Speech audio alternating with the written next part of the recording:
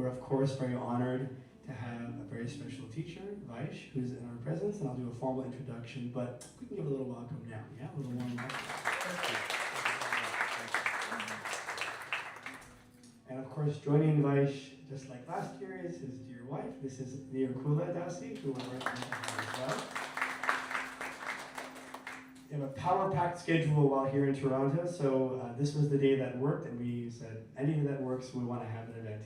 And we're really thrilled and honored to have Vaish here to provide some beautiful pearls of yoga wisdom today. Our typical events, I see a lot of familiar faces, are usually Kirtan, sprinkled with philosophy. Today is going to be a little opening chant. Well, we'll start with our guided meditation, then an opening chant, and then we'll hear from our speaker, Vaish. And then after that, we'll do a closing chant, which he has very kindly agreed to lead, which last year was really energetic and well received and had the walls vibrating with really great energy.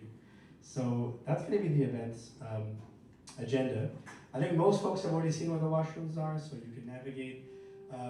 Hopefully you brought a bottle of water, or we have some water outside in case you need small cups or to refill. And before you leave, you must get a vegan cookie, a chocolate cookie, and some tea. If you haven't already had some of the tea, then please make sure you get some before you go. We are here at the Yoga Lounge. I don't even know how many kirtans we've done here now. Usually about 3-4 times a year we're here, and it's a really beautiful space. The acoustics are wonderful. You'll get a first-hand experience momentarily. But I just wanted to make a little plug for this beautiful studio. Anybody who lives in the area, even if you don't, just come by. It's a great space.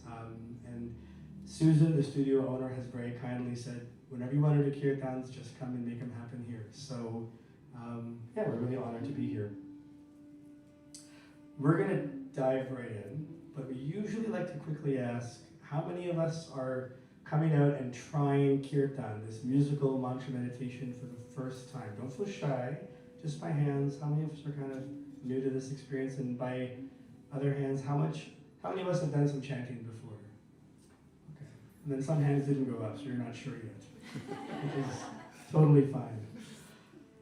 For the sake of those who are relatively new, we treat these evenings as guided meditations, and that's actually how we're going to begin. I'm going to ask our teacher, Vaish, to lead us in this guided meditation, but if you can permit me, I'll do a little formal introduction first. Many of you, I see familiar faces from last time, who had a chance to hear from Vaish during last year's Yoga Wisdom event. It was around August as well. And so, if you'll indulge me, I'll do another introduction for those who are new. We're really honored to have Vaish, also known as Vaisheshika Das. He's been studying and practicing this path of Bhakti Yoga for 5 decades. As a teenager, he was spiritually seeking, and in 1973 took a monastic life, became a monk, and began studying under his teacher, His Divine Grace, A.C. Bhaktivedanta Swami Prabhupada. Over the years, he's brought his spiritual practice into every dimension of his life, as a husband, an entrepreneur, community leader, author, which you'll get a chance to hear about shortly near the end of the program, about his amazing book. And together with his wife, Nirukula Dasi, who I briefly introduced earlier, they have helped develop a really thriving and blossoming Bhakti community in Northern California.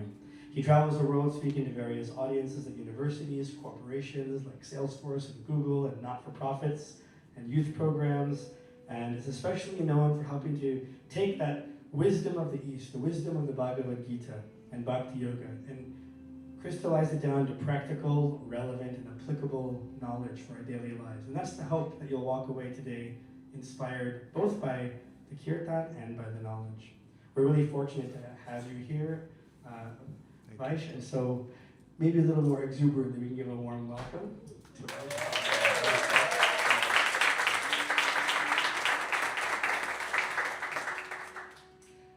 I'll ask Vaish to lead us in the guided meditation, but how we normally open is we just ask everyone to just sit up a little more straight than how you're sitting.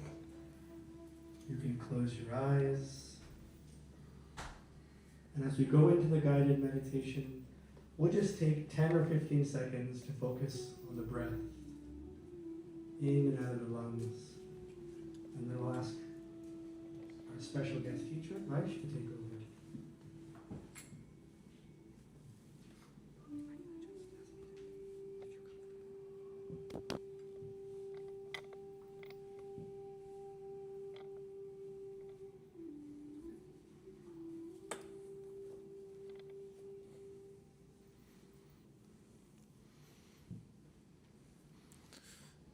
Now that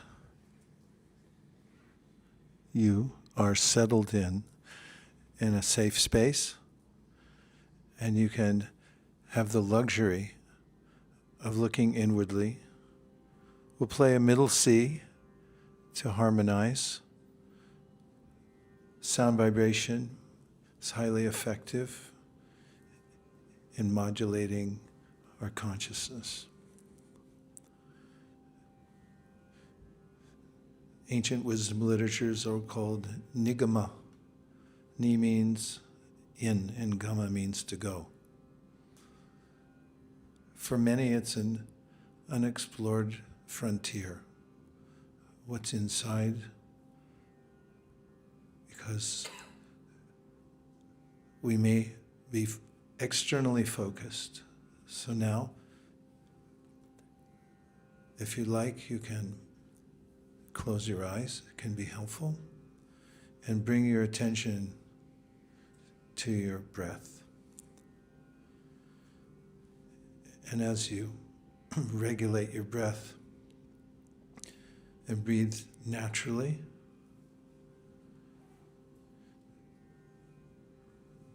develop a sense of gratitude that this oxygen is freely available, or for the sense of gratitude, we can say it's freely provided. It gives us a lifeline at every second.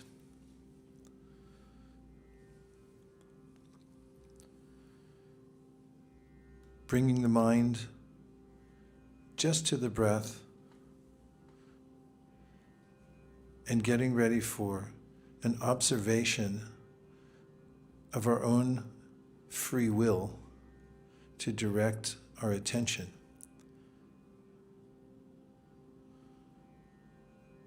Try to lengthen and loosen. You can lift your rib cage a little bit and at the same time relax your shoulders. And just breathe and let go of any of the mental energy that you may now notice.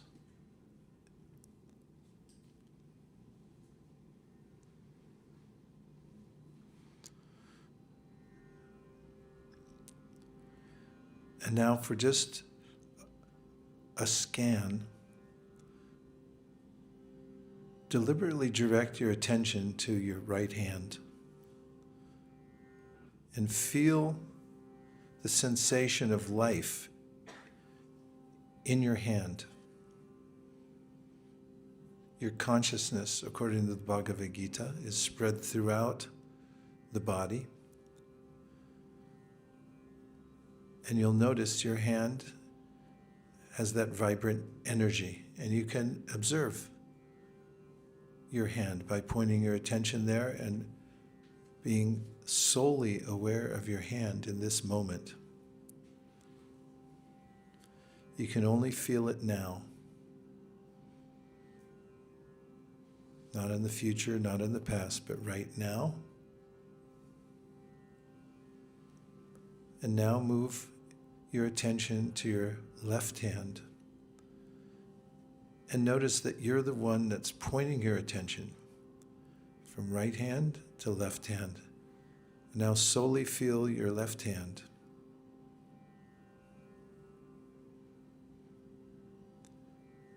And just notice the sensation of your hand in this moment. Move your attention now to your right foot. And notice that you, the individual conscious self, have the free will to move from left hand to right foot. And feel your foot and the sensation of consciousness in your foot right now.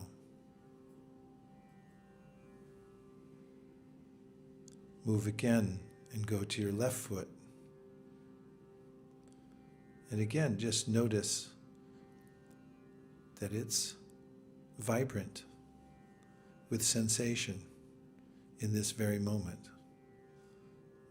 And you can be aware of it by pointing your attention towards your foot.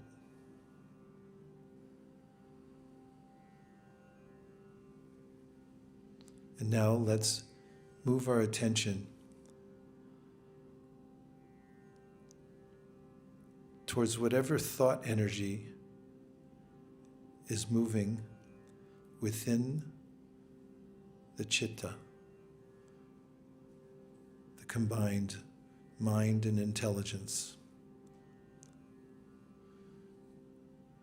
And be the observer. This is called Shakshi, the witness. And notice that you're separate from your thoughts.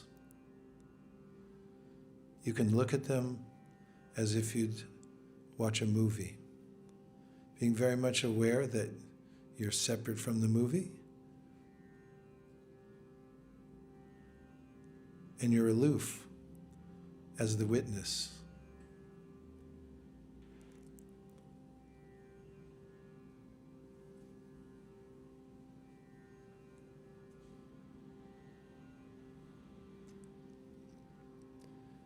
Continue to breathe, relax, but remain alert. And now to be creative within your mind's eye. You can produce the letters of a mantra and just see the letters R-A-M-A, Rama. And notice that they're printed right there in front of you in your mind.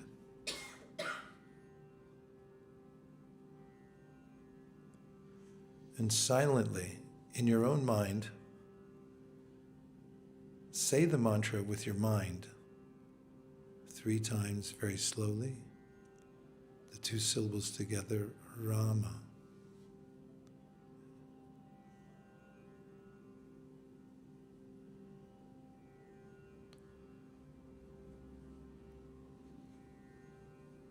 Rama means the unlimited happiness that comes from the self and its relationship to its source.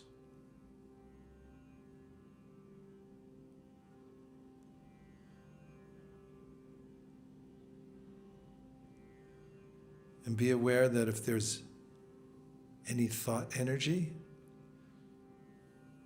that you can watch it, you can notice it, you can let it go, and remain safe as the aloof observer.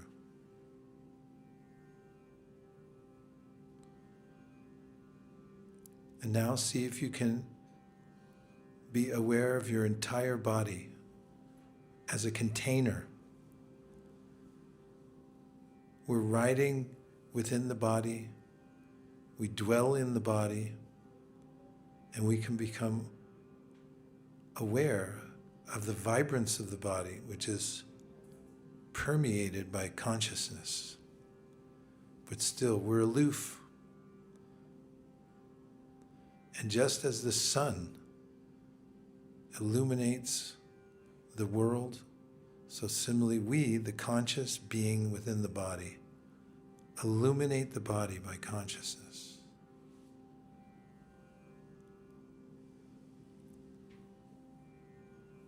And finally,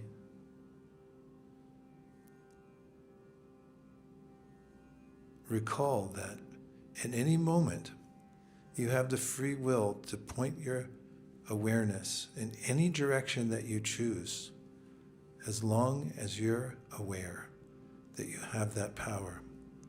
And where attention goes, your energy will flow. You can direct yourself to any part of the universe by pointing your attention in that direction. It's highly consequential. You are highly consequential. You don't have to become anything because you already are something.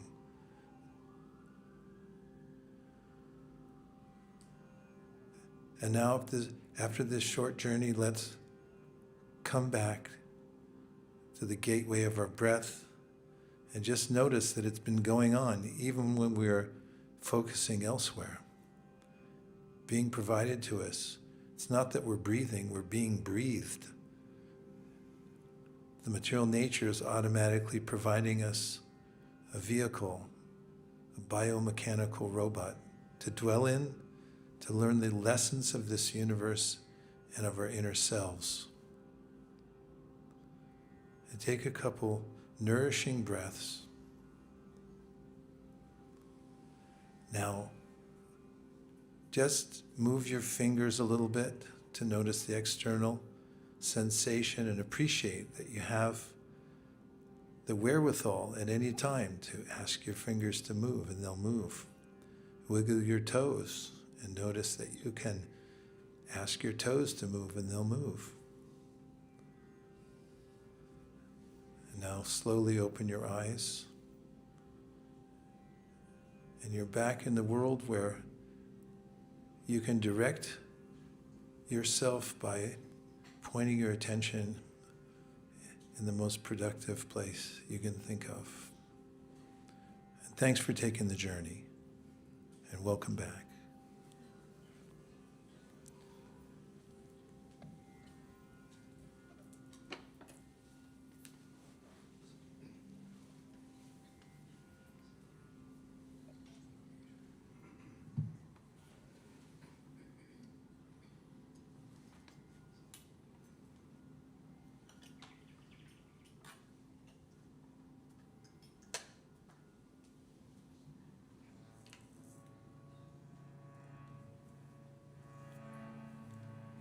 That was really beautiful. Thank you, Vaish, for giving us a guided meditation, a way to really start the evening in a really reflective and introspective manner.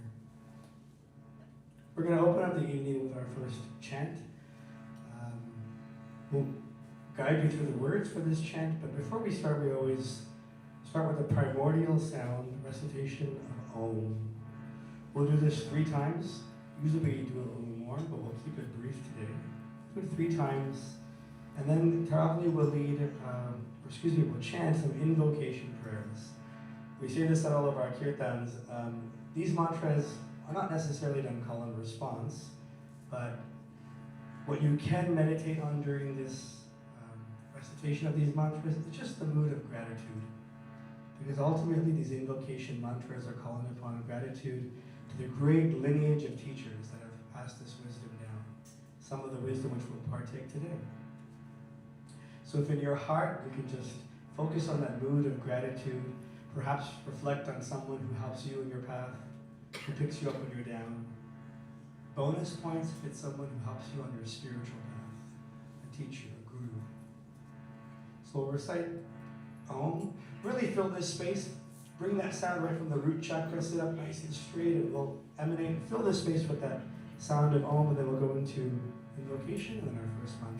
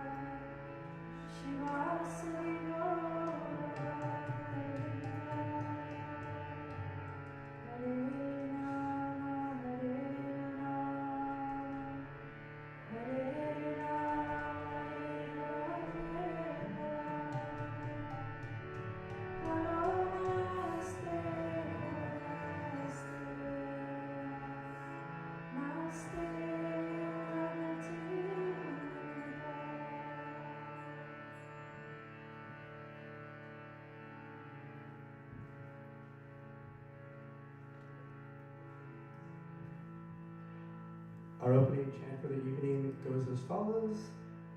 You can try this after me. Mama Mana Mandire.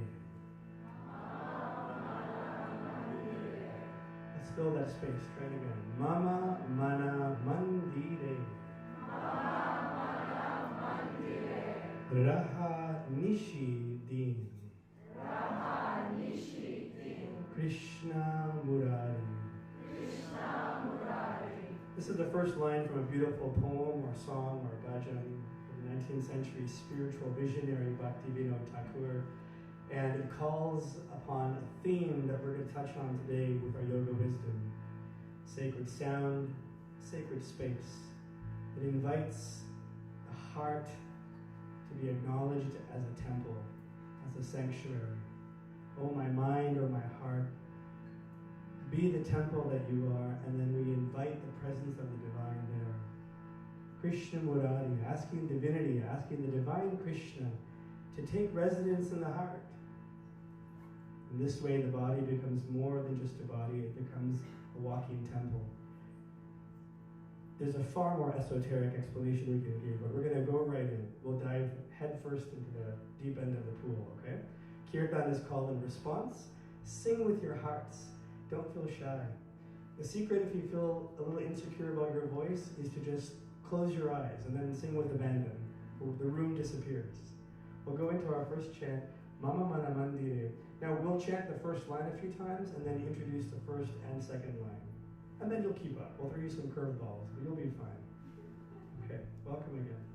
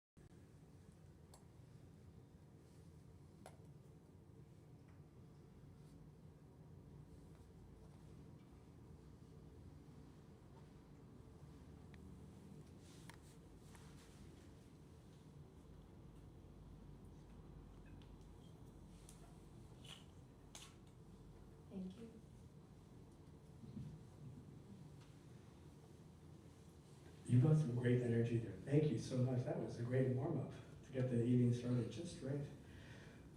We're honored to hand the floor over back to Vaish, our great guest and teacher, to share some yoga wisdom as promised on the theme of sacred sound and sacred space.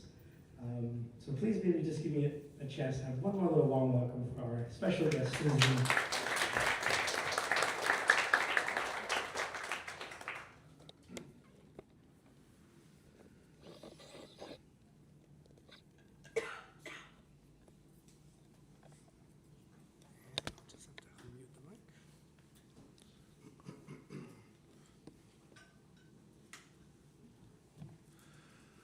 I start with great respect for my spiritual teacher who introduced me to the path of bhakti, and to all of you.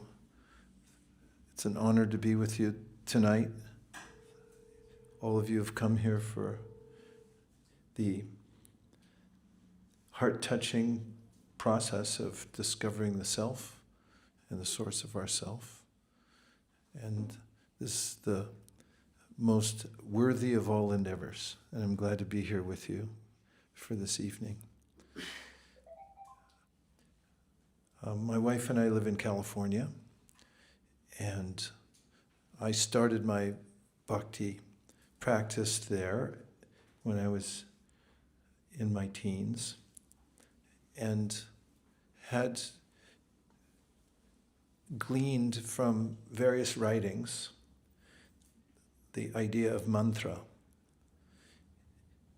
Of course, there are mantras in every culture around the world. And it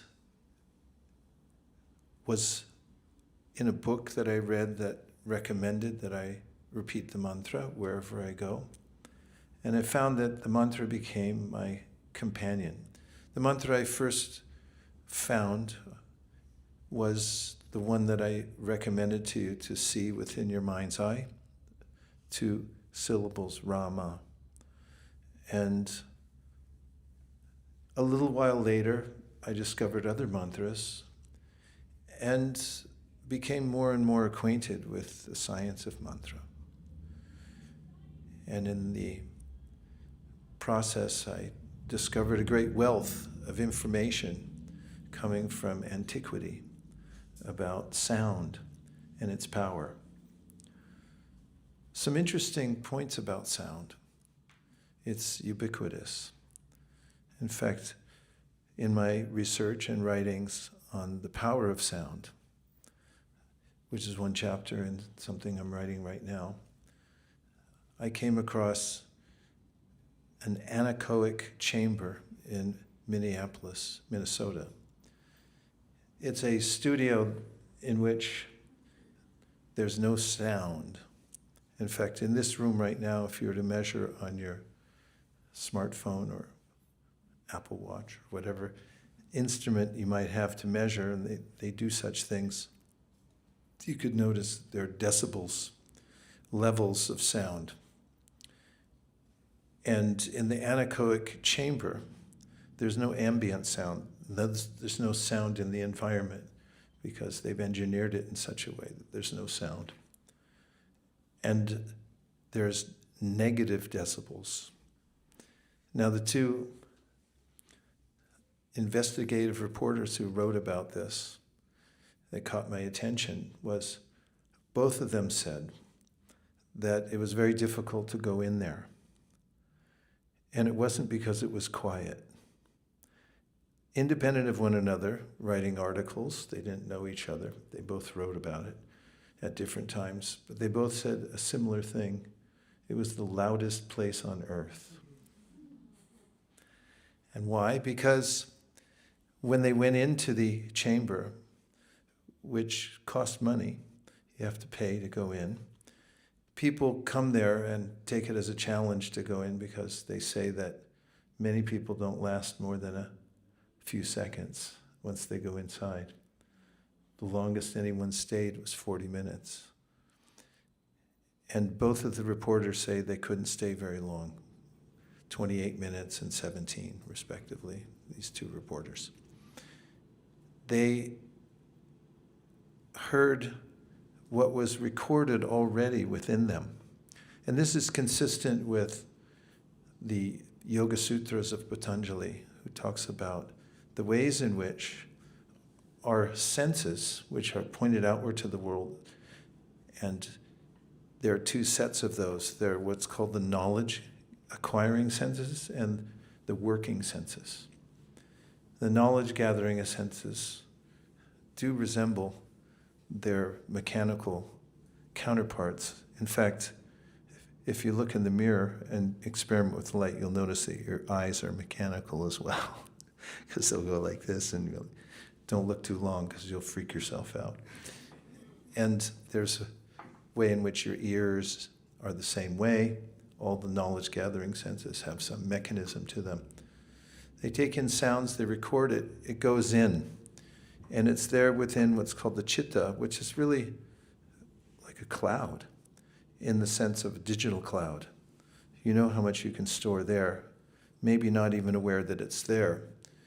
And in the practice of meditation, there's a way to become aware of various frequencies that are there within the chakras. That's mentioned in the book called Srimad Bhagavatam, that within the heart chakra, the resonance of Om is there. That's why it feels so good to chant Om, because it resonates with what's already resonating there within your heart.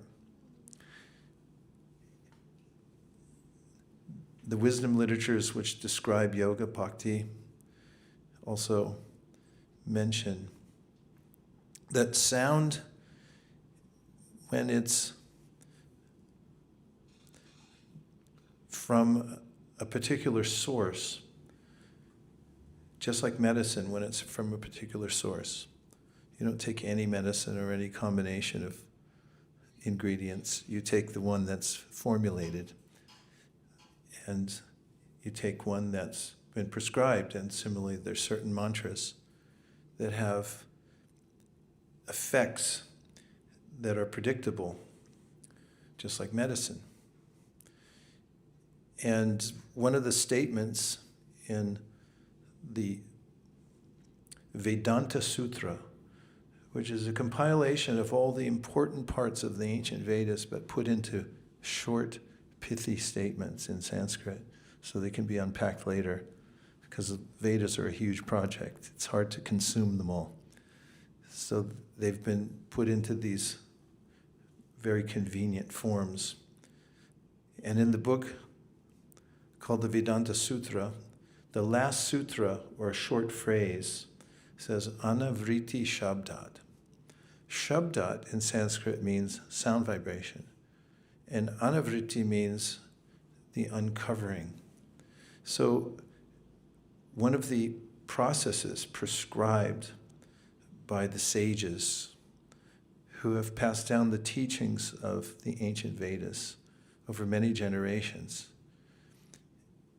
is to take a specific prescription of sound, and by that sound, one is uncovered. What does that mean? As we meditated in the beginning, and we were aware that we are conscious, we are individuals. We can become aware that we're individuals. We do exist. It's not that we're just a process, but we are something remarkable, practically indescribable in a sense. But we can peel back the many layers of sound that have obscured our awareness of ourself through sound which is transcendent. That's the statement, anavriti shabdat. So these mantras have been passed down over many generations, and one can have a direct experience by practicing the mantra for oneself.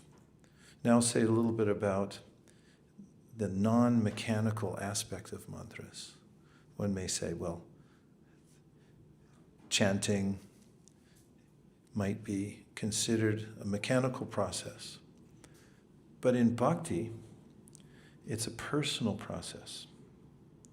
In fact, in the bhakti literatures, the entire world is described as personal, and that there's reciprocation from every part of the world because it's personal. Some people say, well, it's intelligent. That's for sure. Otherwise, we wouldn't have any double-blind studies if the universe and the world we live in wasn't intelligent.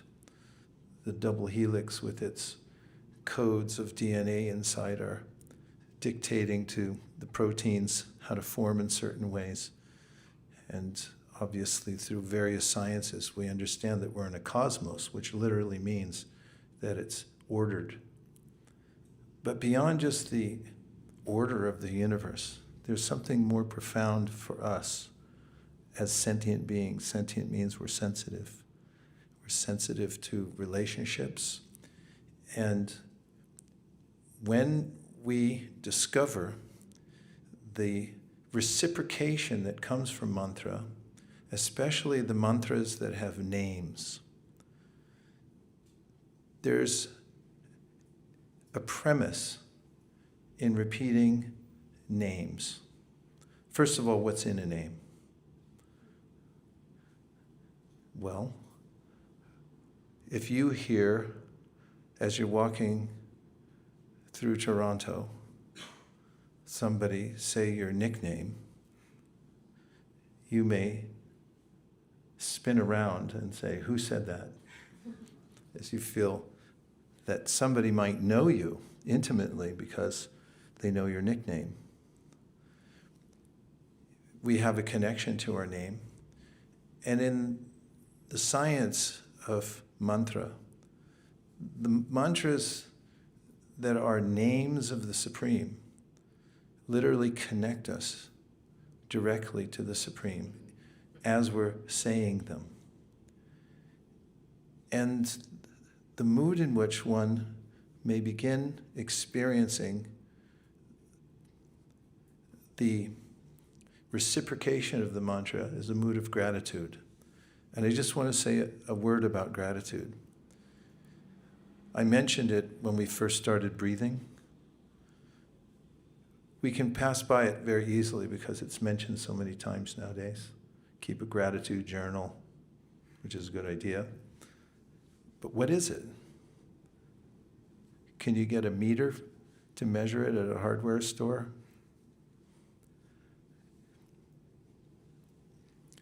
Gratitude requires a sense that someone deliberately did something for you. If a box of apples falls off the back of a truck as it's careening around the corner here, and the driver doesn't notice, and you pick up the box of apples, you can feel lucky, but you can't feel gratitude. Unless you say something like, look, the universe gave me a box of apples. And in fact, I have a friend when I was younger, and he wanted a certain kind of car. And he used to say things like that, I'm praying to the universe for a car. And he got the car, and he drove it by, and he said, look, the universe gave me a car. And as he drove off, I was thinking, which part of the universe gave you the car? Well, the science of bhakti says the universe is personal. Think about children when they draw. I don't know about you, but I used to put a face on everything. I remember it was Miss Flood. She was my homeroom teacher in kindergarten, and we had finger painting. And I still, my mother kept many of those, but I remember mountain, face. Sun, definitely. You can't put a sun without a face on it.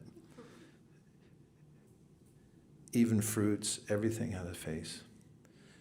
Is that something whimsical, or is it intuitive? Well, the Bhakti literature says no. Say it's highly intuitive, it's natural, because we're persons, and we yearn for a personal connection with our original source. It's also personal. So this gets to where bhakti talks about gratitude. Because gratitude requires that someone did something for you out of benevolence. Then you can say, I feel grateful. And when chanting the mantra with this sense of gratitude that I'm alive, I'm conscious, I have free will, I can point my consciousness in any direction I want. I'm also creative. I've been given an entire palette, this world, that I can create anything with the assistance of the nature that's around me and my own intelligence, which is also being provided to me. There's an all-encompassing feeling of gratitude. And in that gratitude, as one repeats the names, as we were just doing now, of our original source, who's the source of intelligence, the source of all energies that we see, as we discovered, or at least I mentioned, that we're not breathing, we're being breathed. You can't stop breathing. If you try, you'll be pushed again, impelled, you'll have to come back to breathing. Everything's being provided to us here. And there's a sense in bhakti when one is repeating the names that this is gratitude. I'm repeating the names in gratitude. It's not an impersonal process, it's not mechanical, but it's saying someone's name with the sense that I have this connection and I'm feeling grateful. And in bhakti, that gratitude, just like a light, if you shine it up into the sky, it can expand unlimitedly. That's the spiritual experience, that gratitude grows from a tiny light into an all-expanding and ever-increasing light of gratitude. And then another step comes where we feel joy. And that joy may impel us to dance. What is dancing anyway? I mean, of course, there's commercial dancing, but by its nature, there's a sense of expression of what's in the heart.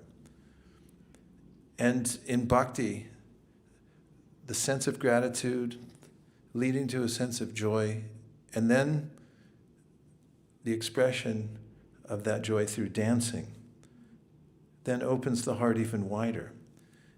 And in that singing of the names of the source, the benevolent source of which we're part. We're not separate from, we're part of that. Just the way the sun has sun rays, and the sun rays are the same, but they're different at the same time. I'll say that again. There's sun coming in the room, or I'll say it in a different way. There's sun coming in the room right now, and it's touching some of you, right? Say yes. I can see it. And that's the sun. It's on you. But if the sun came in the room, sun globe, it would be a little warmer in here. And the bhakti process then recognizes that we're part of the Supreme. We're the part that can experience the whole and feel joy for it and dance in happiness that we're part of it and that we can participate in it. And that beyond gratitude and joy, then there's a sense, I want to give something back. And that's called devotional service. Everyone's doing service, and it makes us happy when we're able to do service, especially when we do it without a motive of getting something in return. You can try this anytime. You may have seen the bumper sticker, do acts of random kindness, right? Well, have you ever tried it? Do something anonymous. In fact, people feel happy when they're able to serve somebody. And that's the next evolution of the feeling of joy, which comes to a sense, I want to give something back because I'm so full. I have so much to give, I want to give it back. And then there's various ways in which we then use all of our senses in what's called devotional service.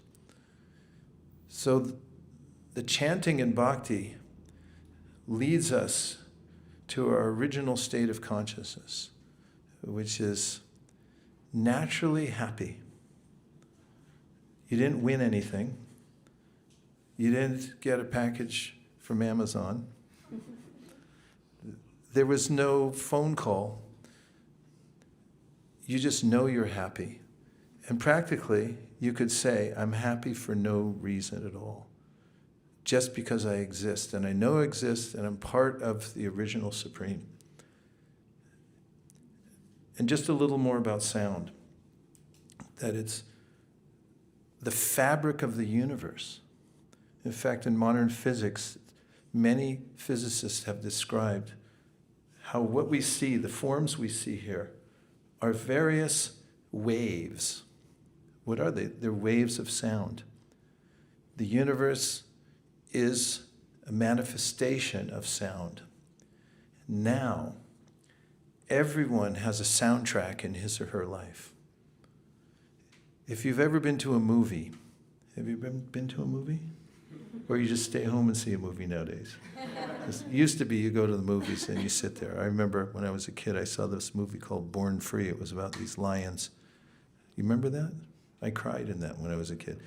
And it was very emotional. It had a soundtrack, and likely part of the reason I cried was because of the soundtrack. The soundtrack says, okay, you feel a little emotional? Now listen to this. Now cry. And I cried. And our lives have a soundtrack. In fact, you can understand when you listen to a movie what period you're supposed to understand the movie's from. They'll play Creedence Clearwater Revival, and you go like, okay, this is a 60s piece. For anybody that's my age, you can understand what I just said. Or whatever it is, there's a genre, there's a mood to it, and then we can understand what it is. And in a similar way, the sound we take in our lives is highly consequential. And therefore, the process of bhakti also advocates for the refinement of the soundtrack of your life, editing the soundtrack of your life. What soundtrack are you listening to every day in the course of your day? And by upgrading it to spiritual sound, then there's a natural opening of the heart. And this is the entire process of bhakti. It's based on sound. And there's several elements that are highly consequential when it comes to mantra and sound and singing the mantra or saying the mantra in meditation. One is language. It's unique to humans. Animals can communicate, but they don't have syntax, they don't have grammar. Coco, you remember Coco? The gorilla? Coco learned many, many words, but had no syntax. Coco could say, want, banana, banana, banana. Coco couldn't say, if you had brought bananas yesterday, around this time, I would have been hungry and therefore would have said, that's a highly evolved communication, or that's highly evolved language. Humans can do it, and human children, when they're growing up, all they have to do is listen to those around them speaking, and they can assimilate that. Even primates can't do it, what to speak of lizards. Parrots imitate, but they don't have syntax. They can't understand, or they can't put a thread together. So why is that important? It's because the Vedas talk about the human body as a special vessel. I hesitate to say it because it was too sing-songy, special vessel. But in any case, it's a juncture. It's a gift given to us so that we can transport ourselves to higher consciousness. And we use language for that. Mantra has syntax. It's a specific order of language. It's not random. It's like a sound formula with the right ingredients in it, and it's a prescription. that you take, and it has a specific effect. So the mantra that has the names in it, that's very popular, that people sing, has this effect of opening the heart. Now, rhythm is also a part of the human spirit. Anywhere you go, if you start a good rhythm, let's hear something. Just give us like a din to nakadina. That's one.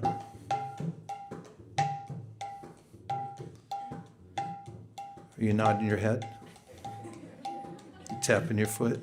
Din to nakadina, din to nakadina, din to nakadina, din to nakadina, din to nakadina, din to nakadina.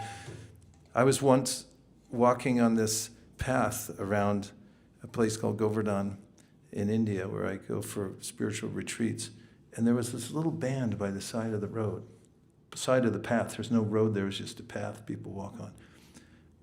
And they had such a rhythm going. I couldn't get by.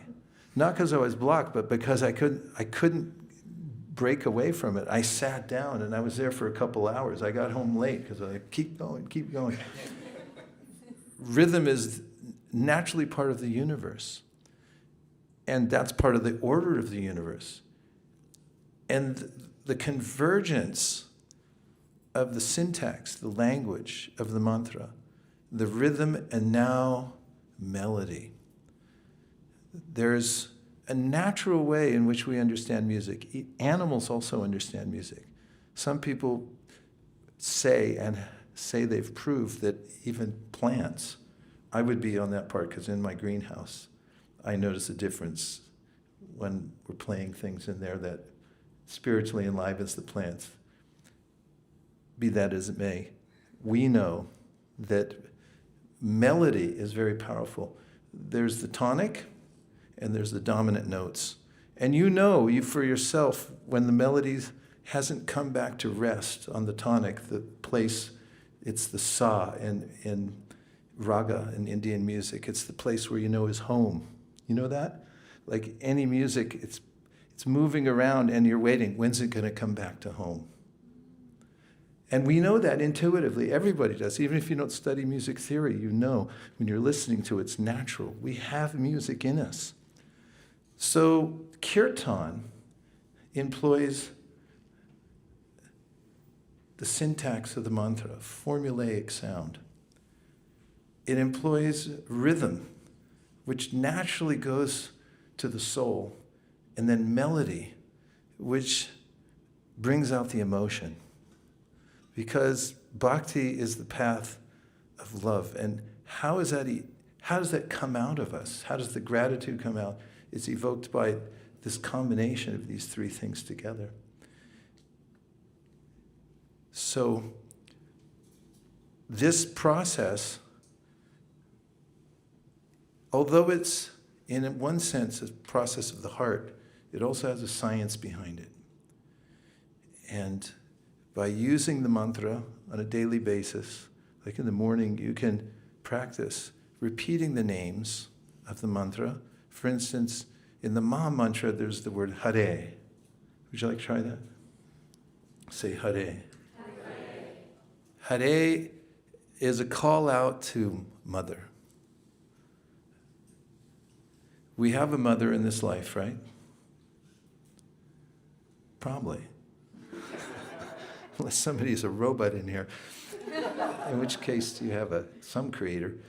And the mother is like, we come out with an umbilical cord, and it's cut. But I noticed with my mother, who's no longer with us, there was a psychic umbilical cord. And when she left the world, I felt it. Deep connection. So Hare is the original mother. And then the other aspects of the mantra, Krishna, Rama, these are all written in vocative form. And what vocative form is, I'll tell you in a way I know you'll instantly understand it. If you walk across any high school playground during recess, I don't know if high schools have recess. That was probably for grammar school. If you, on their break or when they're getting out of school, you walk across any high school and you notice anybody talking, like kids together talking, when you walk by them, you know what they're going to be saying? Oh my God, oh my God, oh my God, oh my God, oh my God, oh my God. That's vocative. And that's what most people say when they see the sun come up and they say, oh my God, Larry, get over here. Oh my God, what just happened? This is natural, it just comes out of us. And so this mantra is written in that form for us to call out to Mother, call out to our original source, call out to what we're feeling is the benevolent source that is making us grateful because it's providing us life, which is a miraculous at every second, an ever-increasing miracle at every second. When we see it, we know instantly when we see it for ourselves that we don't have to become something because we already are something. The anxiety of the world, the constant treadmill, trying to become something better or new, doesn't live in that realm of self-realization because we see, I am something so complete that I needn't go, there's nowhere to go. There's only joy to express. That's ananda or bliss. That's our nature. And that can be realized through the combination of these elements that have been passed down over many generations and come to us so that we don't have to philosophize. We just have to experience it directly. And that's why it's so powerful. And what you all are doing here to keep this vibration going. I have a little hat that says KTTVG. It means keep the transcendental vibration going. And that's the main process of bhakti. And if you do that, you'll notice that in any circumstance, you rise above the tribulations, the moroseness that naturally seeps in because it's part of the lower energy of this world. But you can rise above that through the process of bhakti, through mantra. What to speak of kirtan, like all of you do, together with the rhythm and with the melody. So those are a few thoughts about the process of chanting and sound vibration. What do you think? It was awesome. Does it work for you? Yeah? Okay. What would you like to do now? Experience. Okay. We promised you yoga wisdom, and I hope I speak on behalf of the full room that Vaish has given us that today. He's delivered. And we could like whoop it up with a round of applause, but it's sometimes nice just to bring our hands together and just a little slight bow of appreciation is a way of acknowledging teachers and thanking them for knowledge because it like plants a seed in the heart. That's the feeling that hopefully everyone has today and will continue to have. That was everything that we hoped for, so thank you, Vaish. I would like to invite, if you're okay with it, to lead us in a final chant. Okay. And so we'll do a little rearranging here. Maybe Okay. It's okay, you can have Yeah. I have a portable zafu somewhere.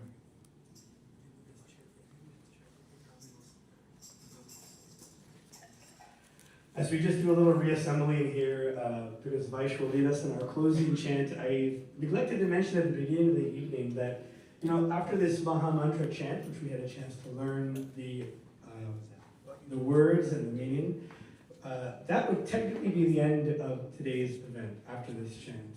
But as I emailed almost all of you, we are going to invite anybody who'd like to stay back a little bit longer. Now I know it's a little bit, we're a little bit past time.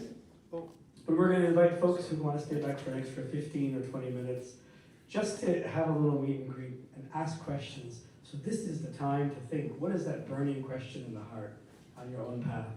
And consider if you have an opportunity here to seize that opportunity to ask. Or perhaps if you heard something during the wisdom talk that you wanted to ask.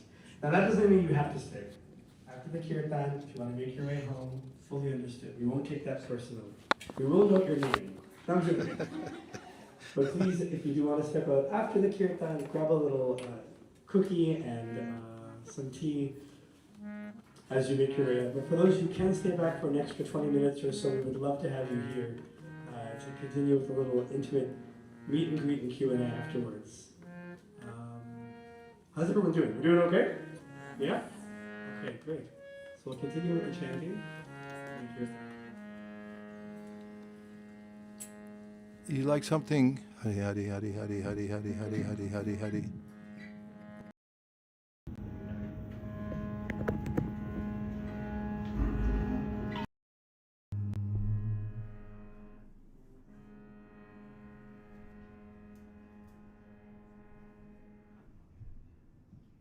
What kind of tune do you like? Do you like something light and lively? Do you like something that is can dance to?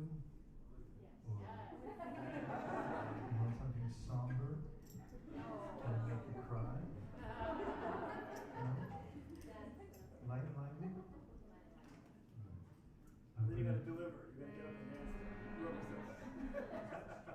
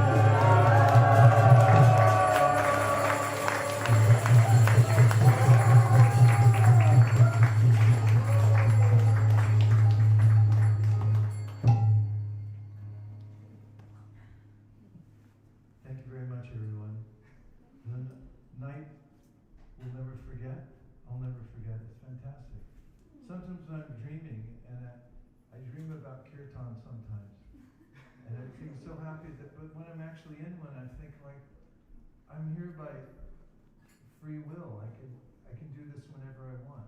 And it's just the freedom of spiritual life to decide to change your course and go the direction you want to go. We can go anywhere. It's just a matter of taking the route and finding the vehicle that takes us there. It makes life so exciting. And to be on the journey with you, even if it's for one night, it's unforgettable, and we'll always be connected because we're always connected, all of us, everyone in the universe. But it's very special when there are those as you are on the path and we're all together. So I'm deeply grateful. Thank you very much.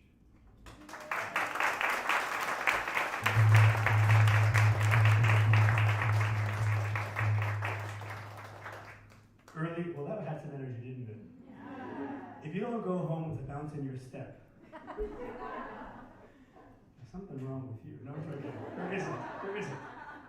Dreaming of Kirtan. That's right. Dreaming of Kirtan, exactly. Stephanie's nailed it. Earlier, we had a chance to kind of respectfully keep our hands together and bow in a mood of thanks. And now I am going to ask you to whoop it up and give a little, well, a big thank you to our teacher.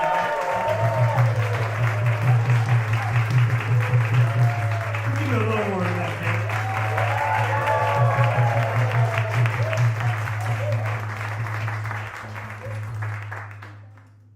international traveler, monk, spiritual teacher, inspirational speaker. We're really honored that Vaish has taken time out of his busy schedule, along with his good wife, Neera Kuladasi. Their packed schedule, world tour, but in the Toronto stop, to take an evening with us. And so this very much built on the event we had last year. We hope to continue this as much as we can. So thank you from the bottom of our hearts, Vaish, for having us and sharing so much wisdom with us. I have to use this chance not only to wind up for those who want to go, but to encourage those who want to stay to stick around and have a little short session. We're 15 minutes over time. We'll go for maybe 20 minutes. If you need us to write a note to your mom, let us know. Or a doctor's note for tomorrow. Doctors? Anyone? You have your pad handy? I do want to use the chance. Is Anukul can maybe show us the book that has been written by Vaish, and it's called The Four Questions. It's an opportunity to take something home with you. So we have a little table out there and some books available, and I would really encourage, Anukul said I was going to hold them up for us. We can take a look. I saw some of you already picked some up on the way in. You know, if you're looking to cultivate purpose or serve others or learn how to overcome life's challenges, Vaish has written this book and, you know, distilled these answers into four very poignant questions. And so we would really encourage you to take this home with you. I know some of you may already have a copy.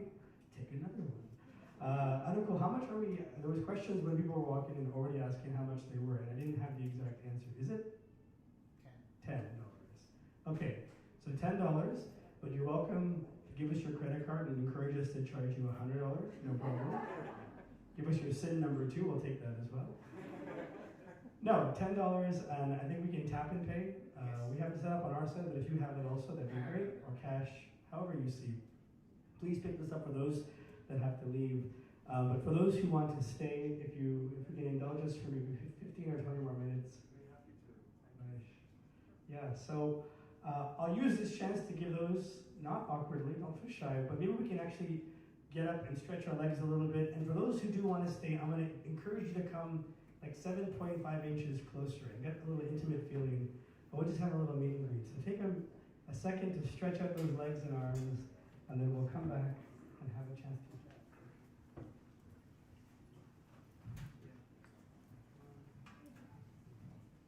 And then for those who are sticking around and you want to get a copy of the book, would it be okay if we can get them signed?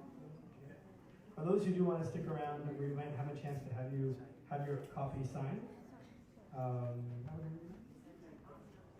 Okay, for those of us who are going to stick around, thank you everyone else who joined us. Let's come a little closer. Yeah, come on in, maybe one or two cushions closer.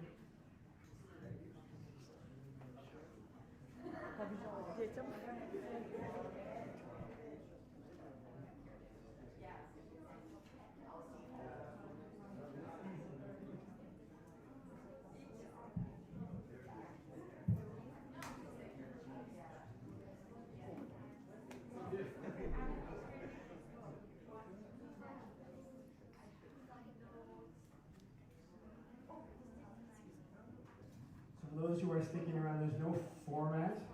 The idea is maybe you can ask a burning question, or if you want to get some further clarification on some of the things that were touched on today. Very free form, so keep that in mind. This is your chance to maybe have a little meet and greet.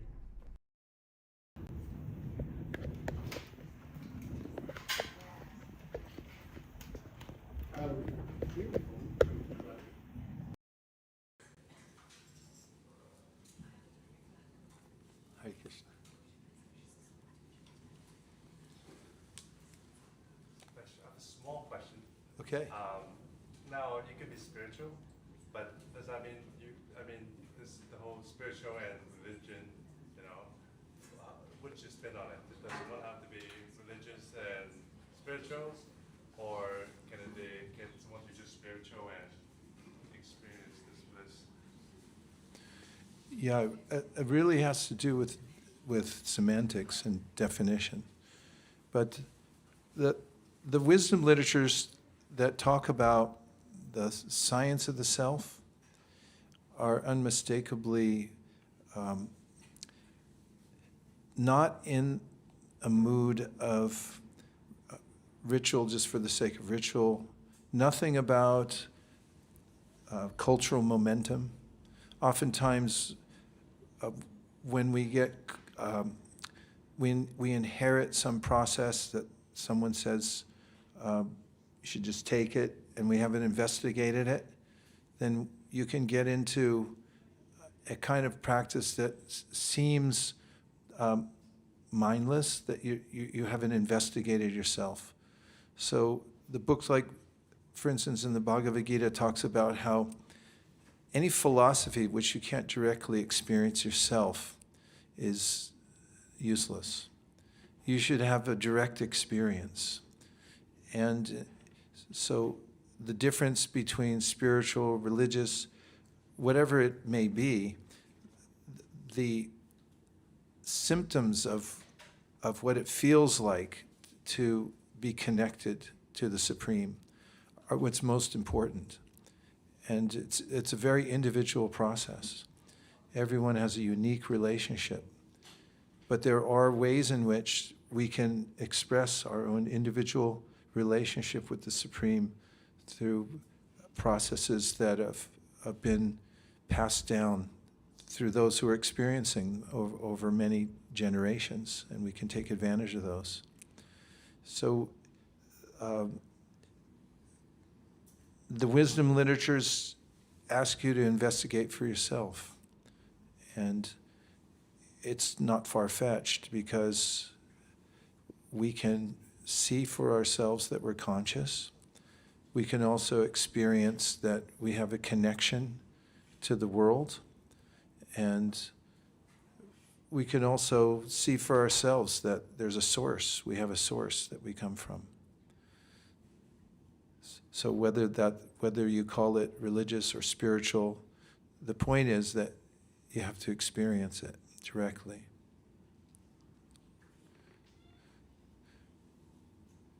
Now, can some of the practices and religion take you further in your spiritual life? Like which ones were you thinking? Some of the things we do at the temple, Well, in the practice called devotional service, there are many different, there are varieties of ways in which to practice devotional service. 64 items are listed, and they all have their way of helping us to connect to Krishna. And so, yes, they can all be helpful. The most important and entry level and for advanced level, but the starting point has to do with sound. That's called Shravanam, Kirtanam, hearing, and then speaking.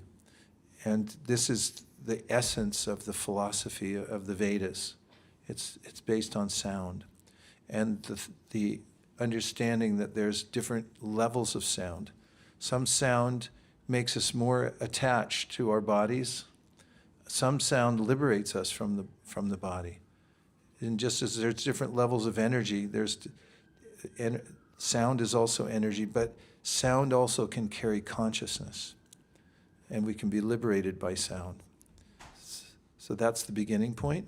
And then there are other ways in which to engage the senses, because the senses can be spiritualized.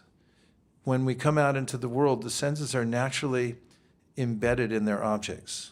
No one has to teach us how to become attracted to sense objects. It naturally happens. Even a baby comes out of the womb, immediately goes to the breast of the mother. And then, all species have that, even humans. We're attracted to certain things. But the senses then can be purified and then redirected to the Supreme. And then they take on their real quality. And that's what the practice of devotional service is. So that's why there are many different practices that may even seem sensual in a way, because there's smelling, there's tasting. It's not a pushing away of the world, but it's an enlightened engagement with the world. There are some schools of thought that say, because we're entangled in the material world, therefore we should just negate it, cut it off altogether. But Bhakti says the world can be transformed into a spiritual nature by reconnecting it with its source. Just as if you take an iron rod and you put it in fire and it stays long enough, you'll notice that it transforms from iron into fire.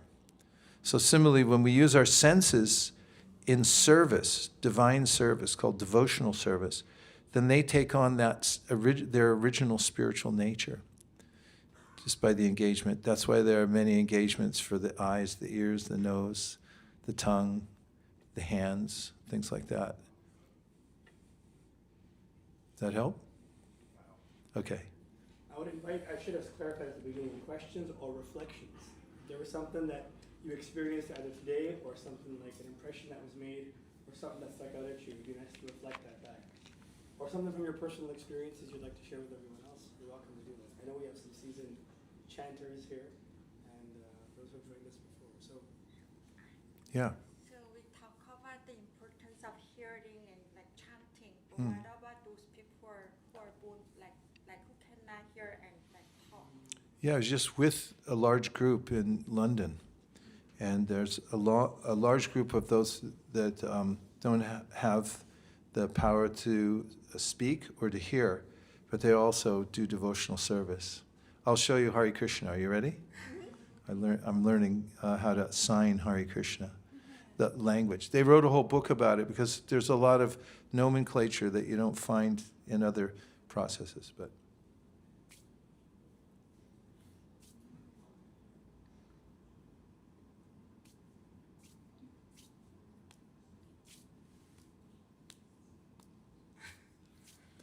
Hare Krishna, Hare Krishna, Krishna Krishna, Hare Hare, Hare Rama, Hare Rama, Rama Rama, Hare Hare. Want me to do it again? I'll do it slower, sorry. Hare Krishna, Hare Krishna, Krishna Krishna, Hare Hare, Hare Rama, Hare Rama, Rama Rama, Hare Hare. And when you clap, they go, yeah. And so, and the vibration of the mantra also goes to the heart. Although the nerve or whatever it is that catches the sound translates it and stuff, but it also goes directly to the heart. There was once a case, just a group, there was a devotee who was practicing, and she had a medical emergency, was in a coma, and the devotees went to visit her in the hospital, and the doctor said, they asked if they could chant to her, and the doctor said, yeah, but she can't hear you. And they started chanting, and she woke up. I'm not saying that that's the foolproof way to, but and she did hear it, and there's sound vibration, it penetrates. It's very powerful. So I have a question. Actually, you mentioned devotional services Mm. many times, and I am that person. I cannot live like selling anything or producing something that is, I don't know, against humanity in some way, in my opinion. I cannot live like, I don't know, since I believe my awakening happened 2018, and I asked the universe, okay, show me the way I have to work on that field or whatever, because I was teacher before that. Mm. And I was starting searching about myself, knowing myself and who I am and what I'm doing in this world. And I traveled a lot. I didn't work. Money came to me. I feel it abundant in that way. And I came here back to Toronto again. And I just, I wanted to work, but I cannot work in some way. And I started social service worker because I knew that I have to be at service for people. I cannot do anything else.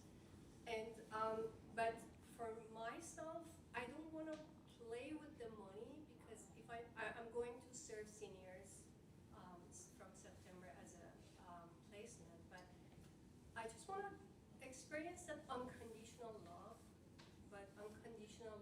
and I have to get money and survive in this world, and I cannot buy anything else. I don't know. I mean, how can I just survive in this world? I mean, I know because 2018 till now it worked. And even I wanted to be monk. I went to India and I just came back here. I did some research and I realized that being a nun is more difficult than being a monk because I'm a woman. And yeah, these duality. Sometimes I feel that, oh, okay, let's experience this worthy word, and then I feel that because deep connection that I felt it in my heart, I cannot say no to that. I just want to keep it. I think you're expressing something a lot of people feel. It is because of what's called, as you know, duality. Exactly. We are spiritual beings, but we're in a material body and in a world that requires some maintenance. So in the philosophy of the sages, they present two levels that we work on simultaneously. One is called vyavaharika. Vyavaharika means your daily work that you have to do to maintain yourself. And Krishna talks about it in the Bhagavad Gita. He says, without some work, you can't maintain yourself. It's a fact. Once you're born into a physical body, you have to maintain it. That's the natural course that you have to follow. And then there's paramartika. It has the word param, which means your higher goal in life. And those can be held simultaneously. It's very practical. And the holding of those at the same time, being able to practically work in the world and at the same time endeavor for your highest destination and highest goal, as you're speaking about, is called yukta, or balance. And so you have a quota. You have to maintain your body.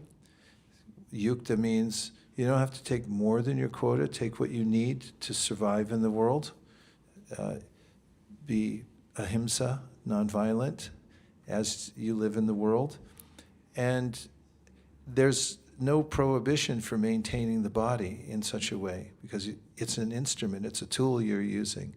It's your vehicle to take you to the highest level of paramartika. So you're enjoined to use it properly. And then you just have to find the ways in which you can live in balance on your daily life. And in the Gita, Krishna says, don't eat too much and don't eat too little. Don't sleep too much and don't sleep too little. Don't recreate too much and don't recreate too little. Take care of this. It's such a precious gift. It's amazing, right? And it really, mostly it takes care of itself. It just needs a little help, and not, don't do any damage to it. It's a gift. That's the life of sattva, cultivating habits that bring out more light.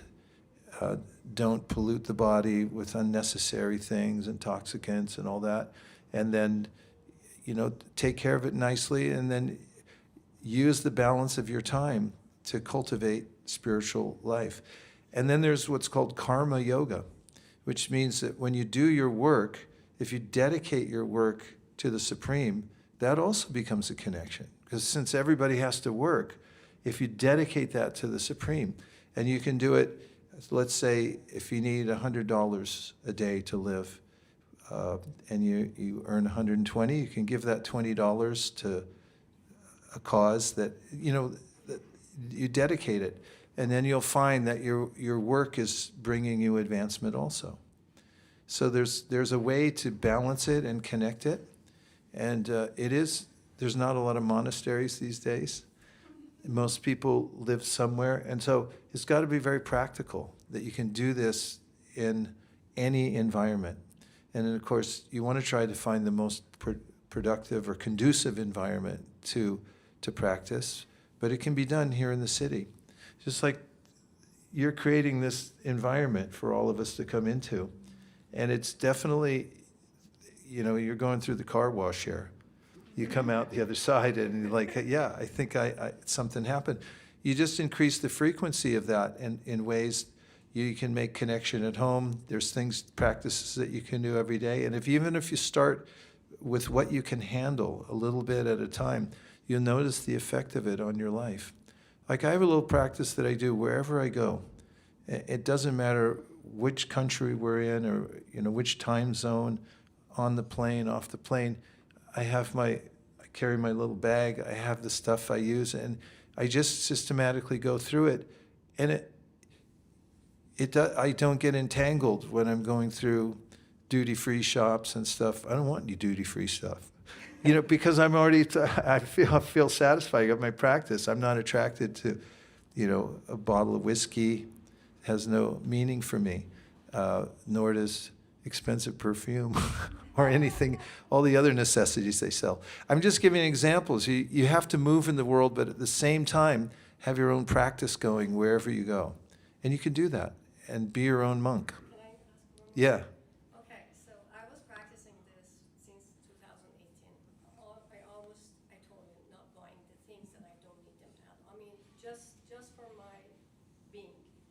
But the point is, through our senses, we are connected to this world. And how about the ego? You are cleansing yourself. You are doing a lot of work for yourself. And then when you are connected with people, you're judging them. I mean, I cannot be blind. I cannot see people. I can see that smile. I can see that smile, and I can see the anger.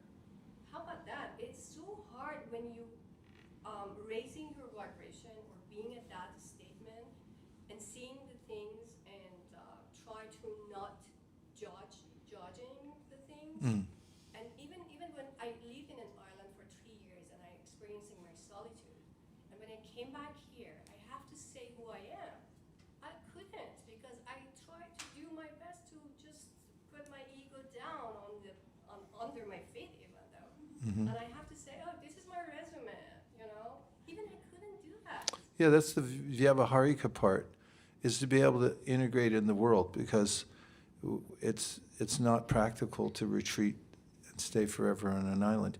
And interestingly, it's when you introduced me, you said, okay, I was living in an ashram. I did it for 13 years. I lived in an ashram. I was really happy too. And I was also happy being married for, 40 years now. And so it applies in any circumstance. And you just apply the same principles wherever you go. And whether you live in a house or on a houseboat or in a van or any circumstance, when you keep the transcendental vibration going, you'll notice that you're able to deal with all types of circumstances with clarity and peace. And it's actually even more beneficial. The ancient Upanishad, Shriyas Upanishad, says that vidyam cha yas tadvedo bayam saha avidyayam ritum tirtva avidyayam ritum ashnute, that you should learn side by side with the part of the world that's very material And when you juxtapose your practice against that, you make more advancement. Means integrate with the world and practice it, and then you'll see even more how effective it is, because you're right in it. Better if you're challenged, better if there's people coming at you or your ego's there, then that's where you really learn. Just like with any discipline, when you're more challenged. Like if you're trying to build your bodily strength, you have to have some resistance somewhere, right? And so when the resistance is there in your practice, that's when you grow. And it's all can be applied on a daily basis through all the practices that are just simple and are listed there in the Bhagavad Gita, and they're very direct. So you're doing great. Just keep doing. Near cool. That's my wife. I heard a friend say a few weeks ago, she described this kind of a situation, and she said, my dad had a rock tumbler when I was a kid. And he used to put in these rocks that didn't really look like much, and they'd get tumbled around, mashing up against other things, and then they'd come out smooth and beautiful. So she said, when we deal with everybody, when we have to deal with everyone, they're kind of, if we think of it as they're smoothing out our rough edges. And that really struck me. I thought, okay, yeah, I've got rough edges for sure. And I wouldn't know it if I was just off by myself. And so that really helped me. There's a mantra I put in the book. I heard it in an interview that was on public radio once, and the person who was being interviewed, as it came up, I won't go into all the details, but he said, oh yeah, I live to be corrected. I pulled the car over. I wrote it on my pad. I said, that's my new mantra. And in the book I wrote, The 4 Questions, that you learn you talked about your ego. How do you sublimate the ego, or how do you integrate into the world? It's a practice, because the ego will come up. You have to learn how to forgive simultaneously what's happening. Doesn't mean you're just a doormat, but it means that you learn these principles as you're working in the world. That's the best place for it. It's the world, the universe is a cosmic schoolhouse. It's completely didactic. Everything's lined up here for us to learn and come to this highest refinement of ourself. That's why there are combinations and permutations of problems. It's like one of those games where they turn up at a next level. Okay, next level, can you handle this? So, and in the monastery, it's just, you're learning the principles, but you have to take them out into the world and apply them practically in all circumstances. And we want that. We want that refinement where we actually feel that it's integrated into our life, and that wherever we go, we can have that sense of connectedness. And I think we've come to the end, although it's enticing, because this is so nice when we're able to get into this formation where we're churning it. It can go on for a long time. Yeah. Yeah, for the sake of time and respecting Vaish's time and Yurukula's time, we should probably wind up, but thank you. If you have personal reflections, maybe you'll get a chance, if you'd like, as we're making their way out. If I can indulge everyone to do one little activity for the sake of personal, just say your name and give us, we do this at our Kirtans, give us an emotion or adjective. Describe the night for you. What was this whole experience? In one word. Crystallize it down to one word. So I know we had some questions. We didn't get your name. So let's start. My name is Young Im, and What word? one word is connected. Connected. Beautiful. Jaya. Jaya. Full. Full. Love it. Layla, happiness. Layla, happiness. Curious. Curious for Mila. Maddie is bright. I love it. I love it. Bright. I'm Olivia, and similar word, vibrant. Vibrant. Yeah, Olivia. Chakrashwara. It was gorgeous. Ah, gorgeous. Well put. Friends in the back too. Himanshu, what is musical? Musical. Bhagavat, the word is grateful. Grateful. Tell the word is joyful. Joyful. I love it. Happy. Happy. Where are we now? Full. Full. I like it. Where are we at now? Yes. Stephanie.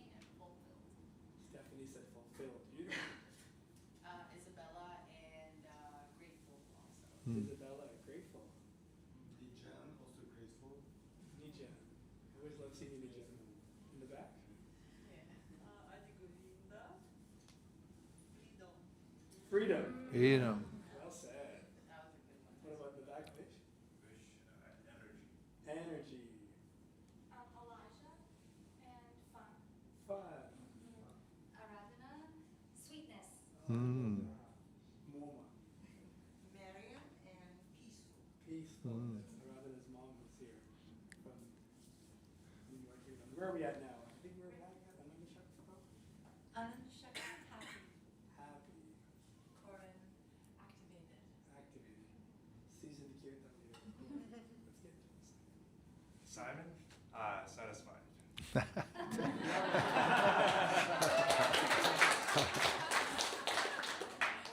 Checkbox. Jane, inspired. James. Sabir, village. Village. Oh. Mudit, flying. Flying? Flying. Oh, Ah. right. You know how you're getting home. Chaitanya, gratitude. Gratitude. Yeah. Kevala, inspired. Govinda, emotional. Emotional. In general, it will be 3 words. Go for it. Embassy of spiritual world. Wow. Embassy of spiritual world. You're not going to forget your own people. Ambika, excited. Excited. New mom, Ambika, has a baby at home. Yay. How many months now? 5 months, almost 6. Almost 6 months Wow. in Keisha at home. What did I miss? In the, I'm so sorry. I'm so sorry. Harsha was saving grace. Your talk was a saving grace. Oh, Oh, wow. Michelle, Thank you. Krishna, and I just went awesome. Awesome. Thank- Krishna said awesome. Aladini says grateful. Chirag? Connected. Connected. You mean Wi-Fi on the phone, right? Did I miss anyone? You. I said inspired. Yeah, Oh, Kevala, okay, yeah, inspired. And maybe to close group. Happy. Happy. Thank you. That's all we got. That's the book, 4 questions. Pick up a copy on your way out if you'd like. Of course, Vaish and Nirkula and team have to make their way out in a few minutes, but feel free to share maybe a word or two, really just a word or two of gratitude for the respective time. And I'll just leave that up there. That's us, the Kirtan Culture Initiative. We see a lot of familiar faces, but this is where we're going to be next month and in the coming months. You can check it out. And from the bottom of our hearts, thanks for coming out on a Wednesday evening for this Kirtan and Yoga. Thank you very much.